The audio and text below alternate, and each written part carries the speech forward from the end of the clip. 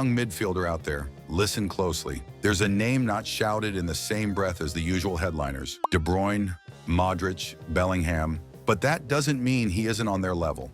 In fact, if you're serious about football, about really learning how to read the game, dominate tight spaces, and control tempo like a chess grandmaster, there's one player you need to study inside and out: Vitinha. He's not flashy in the traditional sense, doesn't break the internet with viral skills or bangers from 30 yards out. What he does is control the very heartbeat of the match. And for midfielders, that's everything. His game isn't made for the highlight reel, it's made for the coaches, the players, the analysts, the ones who know. Standing just 1.72 meters tall, Vitinha isn't built like a modern-day physical powerhouse. But that size, it's an advantage, a cheat code even. It gives him that low center of gravity that lets him twist and glide out of pressure like a dancer in tight boots. Watch how he receives the ball with 3 defenders around him. No tricks, no panic, just a subtle shift, a body feint, a perfectly weighted pass forward, and suddenly the press is broken and the field opens up. That's not luck. That's repetition. That's rhythm. That's mastery of space. That's understanding angles before the ball even gets to you. And that's where Vitinha truly separates himself. Because he's not just playing the game, he's reading it, constantly scanning, checking his shoulders, processing the pitch like a computer running at high speed. Every decision feels pre-programmed, not because it is, but because he's always one step ahead. But it didn't start like that. Vitinha's journey begins in Santo Tirso, a quiet town in Portugal. In 2011, he joined Porto's academy and quickly caught attention with his vision and technical finesse. By 2018-19, he was lifting the UEFA Youth League trophy and breaking into Porto's senior team. The talent was clear, but the minutes weren't guaranteed. But even at that young age, there was something different about the way he saw the game. Coaches noticed how he never rushed a pass, never lost composure, even under intense pressure. He wasn't just playing youth football, he was dissecting it. Teammates recall how he'd direct play like a seasoned pro, always demanding the ball, always scanning. He wasn't the loudest in the room, but his football spoke volumes. Porto's staff often described him as a silent general, someone who led through movement, not noise. There were moments in training where his weight of pass would leave senior players nodding in appreciation. What stood out most wasn't his flair, but his efficiency. Every touch had purpose. Every decision had calculation. While others tried to impress with flash, Vitinha impressed with control. His progress through the youth ranks wasn't meteoric, but it was steady and always upward. He had that internal fire, the kind that burns quietly but never fades. Some players burst onto the scene with noise and hype. Vitinha crept in like a whisper and stayed like a heartbeat. He played with maturity beyond his years, often making the game look slower because his mind was faster. Porto's academy is no easy place to shine. It's built to filter only the elite. And yet, Vitinha never looked out of place. Every age group, every level, he made it his own. It wasn't just potential, it was proof week in and week out. Even at 17, he was already dictating rhythm, drawing fouls, inviting pressure only to escape it effortlessly. It was becoming clear. This wasn't just another academy talent. This was a player built for much bigger stages. That led to a loan to Wolverhampton Wanderers in the Premier League. A dream move, right? Except it didn't pan out. Under Nuno Espirito Santo, Vitinha struggled to find a rhythm. Some would have faded there. Another what could have been story, but not him. That setback didn't define him. It refined him. He returned to Porto, eyes sharper, mindset stronger. And then came the real breakout. He lit up the Primeira Liga, picking up Player of the Month, Midfielder of the Month, not once, but across multiple months. All while orchestrating the midfield for a Porto side that racked up 91 points and a domestic double. You don't do that by accident. What made him special? It wasn't just passing, it was presence. That subtle dominance, that unteachable calm in tight spots. That's the magic that caught PSG's eye. And they didn't hesitate. 41.5 million euros, release clause activated, Vitinha was headed to the Parc des Princes. But stepping into a locker room with Neymar, Messi, Mbappe, that's not just a jump in level, that's a whole different ecosystem. And it showed. His debut season was rough. Reports of a training ground clash with Messi, whispers of Neymar questioning the squad's rebuild, and a noticeable dip in confidence. He lost his spot. Questions started to emerge. Was he ready for this level?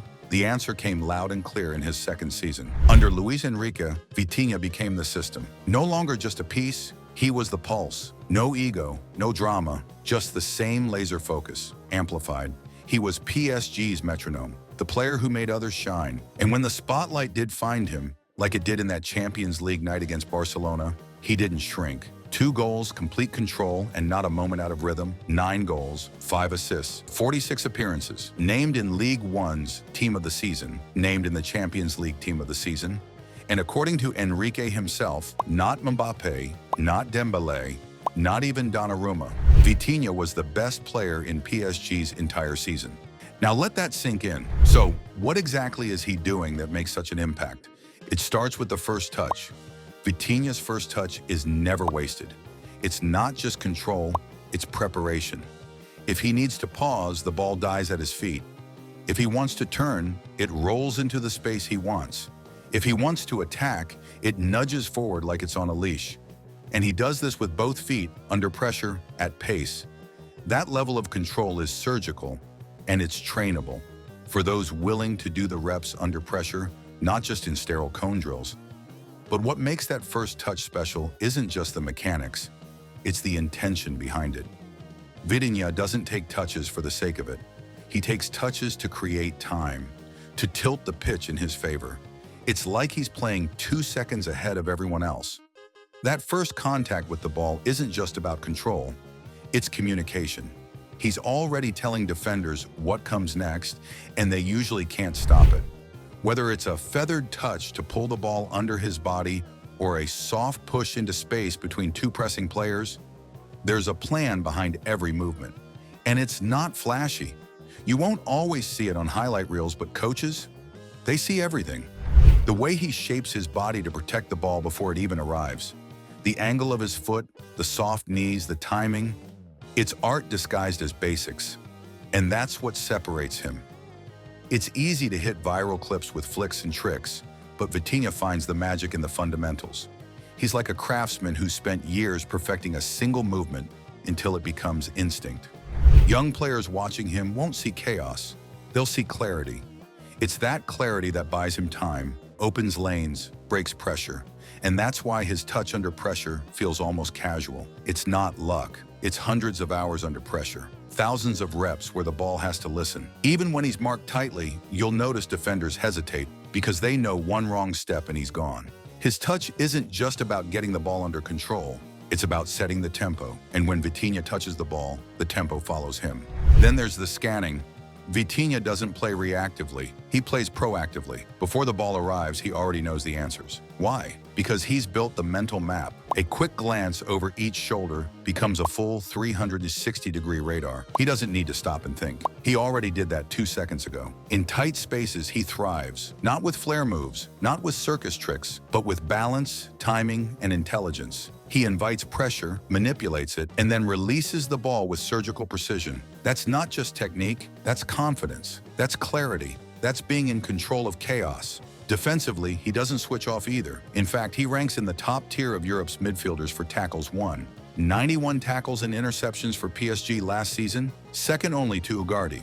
That's not the stat line of a playmaker who hides when the going gets tough.